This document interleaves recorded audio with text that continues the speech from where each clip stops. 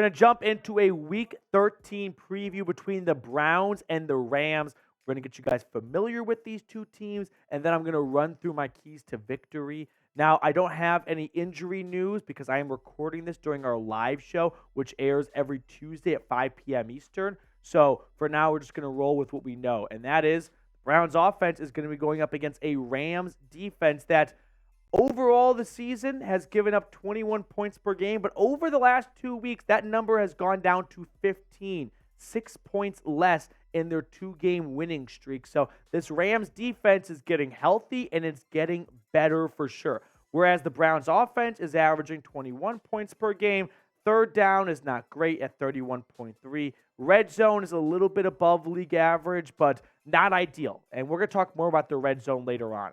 As for the Rams offense, they prepare for a Browns defense giving up 19 points a game, 247 yards, the best in the NFL. Third down percentage, the best in the NFL. But their Achilles heel has been the red zone defense. Bottom 10 in the NFL, giving up touchdowns 61.5% of the time. 16 takeaways compared to the Rams' 12 turnovers. So who do you got in this game? Browns or Rams? Before we jump into my keys to victory, I always love hearing from you guys. Be honest with me. It's always fun to take the Browns, but let me know your honest opinion down below in the comment section. Now, my 5 keys to victory. Key number 1, stops in the red zone. This is what I was hinting at just a few moments ago. Let's take a deeper look at the red zone numbers for a second. The Browns defense giving up touchdowns 61.5% of the time. That's 24th in the NFL. The Rams offense scoring 61.3% of the time. That's top 10. So this is an oil meet water situation, right? The Rams offense scoring, or I guess the opposite of oil meeting water. This is oil meeting fire. Rams offense scoring in the red zone top 10, and the Browns defense bottom 10 in the red zone. Now, unfortunately, I've got some good news. I got some bad news. I got some good news. Let's start with the bad news first. Everyone likes bad news first. The Rams' last 8 of their 9 touchdowns have all come inside the red zone. So they have gotten really good at the red zone over the last couple of weeks. But the Rams have only scored 4 touchdowns outside the red zone this year. So what does this tell me? Well, the Browns defense does not give up a lot of red zone trips very often, right? They have given up the fewest amount of yards in the NFL. So if the Browns are able to keep the Rams outside of the red zone, I think Cleveland's got a really good chance of winning this game. But if the Rams are able to penetrate the Browns' red zone and get themselves near the goal line, well, their last 9 touchdowns, 8 of them have been in the red zone. So clearly LA has found some good play calling and some good recipes when it comes to goal line plays, and the Browns' defense has not had a lot of great stops at the goal line. So it's vital for the Browns to keep LA out of the red zone. The red zone, in my eyes, will decide this game. If the Browns can keep the Rams outside of Cleveland's 20-yard line, then LA is going to be settling for a lot of field goals or some punts, and the Browns offense is going to have a chance to go step for step with Matthew Stafford and Cooper Kupp and Puka Nacua. However, if the Rams are able to get down to Cleveland's 15 and 10-yard line, we've seen a lot of drives end in touchdowns for opposing offenses in the Browns' red zone, and that might be too much to overcome. The Browns can match field goals with backup quarterback play. Matching touchdowns is a different thing. So it's going to be vital, not for the Browns defense to have good red zone defense. That ship might have sailed. It'll be vital for Cleveland to keep the Rams out of the red zone. Second key to victory, run the football. I know it is something we all scream at our TVs, but this week of all weeks, it's probably the most important week for the Browns to really commit to running the football. I mean, you can look at the numbers from Jerome Ford and Kareem Hunt. By the way, Jerome Ford leads all AFC North running backs in rushing yards. He wasn't a first-round pick, but someone in Pittsburgh was. Listen, whether it's Joe Flacco or Dorian Thompson-Robinson coming off of concussion protocol, asking either one of those quarterbacks to throw the football 40 times is not a good recipe. It's just not a good idea. Now, I understand that sometimes the game might get away from you a little bit, and you've got to throw to get back in the game. But at some point, Stefanski has to have a little birdie in his head go, hey, dude, it's the fourth quarter, and you're only down 1 score. Don't panic. and ask DTR to throw it on 1st, 2nd, and 3rd down. Keep yourself ahead of schedule. Go from 1st and 10 to 2nd and 5. From 2nd and 5 to a 1st down or 3rd and 1. But what you don't want to have happen is go from 1st and 10 to 2nd and 10 to 3rd and 10. So don't ditch the ground game. Even if you fall behind a little bit, and that's probably Stefanski's biggest Achilles heel, is that if he falls behind, I think he feels the need to just ditch the game plan. Don't ditch the game plan. You're down 5 in the 4th quarter. Stick to the game plan. The game plan is working. You want to know what the game plan is when you have a backup quarterback? It's stay in the game in the 4th quarter.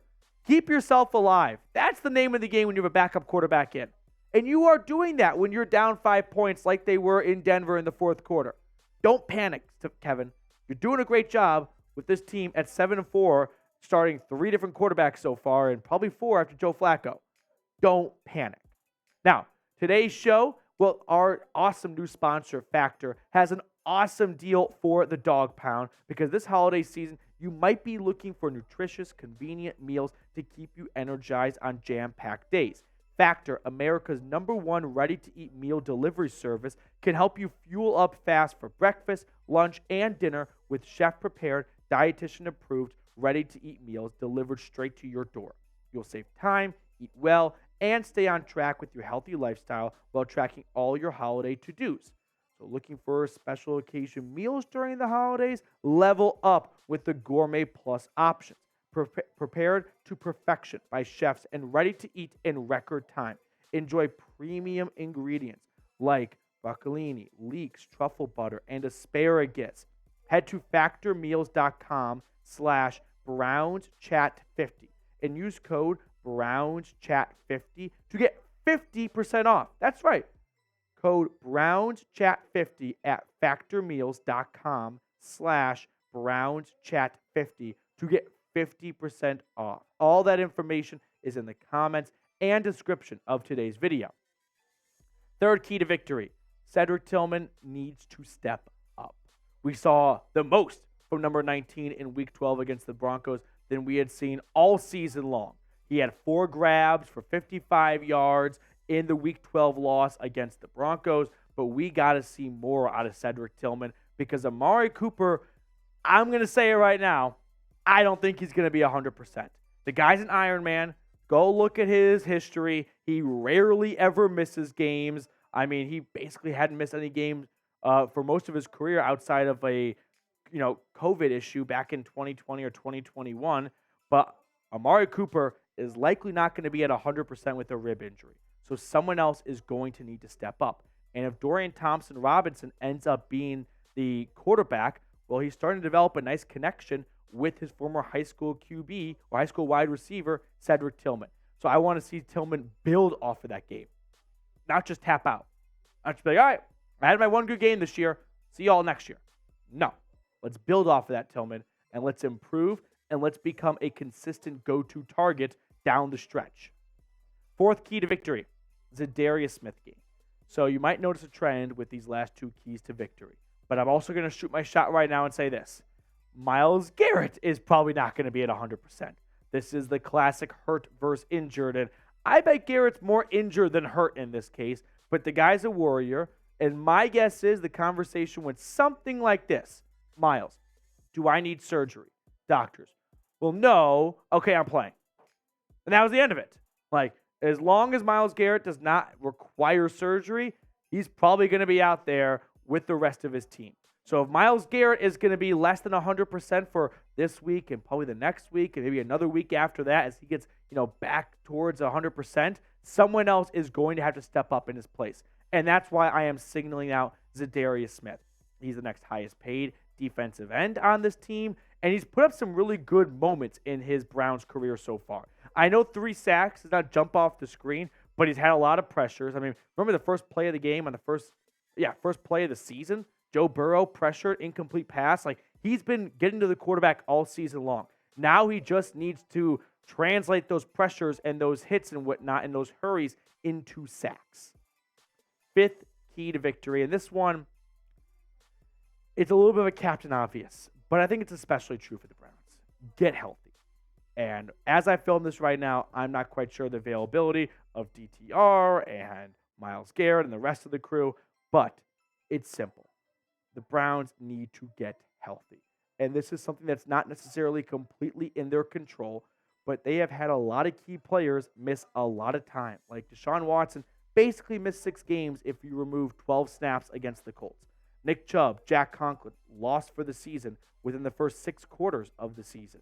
Jed Wills has missed 3 games, and he's going to miss his 4th in LA. DeJuan Jones has basically missed 1.5 games because half the time he was coming in playing just on third downs. Joel Petonio ended his Ironman streak. Anthony Walker's dealing with a hamstring injury. Denzel Ward missed his first game of the year. Greg Newsome has missed 2 games. Like, these are really important starters missing a lot of games. The Browns got to get healthy. At a certain point, you're just going to run out of steam. Like, the next man up mentality and the perseverance, you can run with that for a while. I don't know if you can run with that for 17 games. And that sucks, and it's unfair, and it's just unlucky, and it happens to every single team at some point. And every year, there is one team that gets completely derailed by injuries. And we can sit around and feel sorry for ourselves thinking how great this Browns team would be if they had Deshaun Watson or Nick Chubb, just one of those two. I mean, think about it. If they didn't have Watson, but they had Chubb, well, they've got a clear identity, run the football. But they don't have Chubb. And so because they don't have Chubb, it should be lean on Watson. They don't have Watson. Now they really got to start from ground zero and just work with what they have. But no one's throwing them a pity party. So it's going to be up to this locker room to get themselves ready each Sunday, but they got to get healthy. That is step number 1 for this team. All right, predict the score for me. Browns versus Rams down below in the comments section. I'm going to give you my score prediction in just a moment, but give me your score prediction down below. This one is not going to be a popular opinion, but I am predicting the Rams win. Now, come Sunday, I'll probably change my mind. But as I film right now, I'm looking at a Rams team that has won 2 in a row. They are getting healthy, right? They are getting guys back. The Browns, in the meantime, they're in the opposite spot. They are losing guys, right? Every single game that happens, they just add more players to the injury report. So with one team playing well and getting healthy, and the other team coming off a bad loss, and the turnovers are still crippling this team, and they're still dealing with injuries, I can't really, in good faith, say that the Browns are definitively going to win this game. So roast me, I'm sorry, but I am taking the Rams in this one.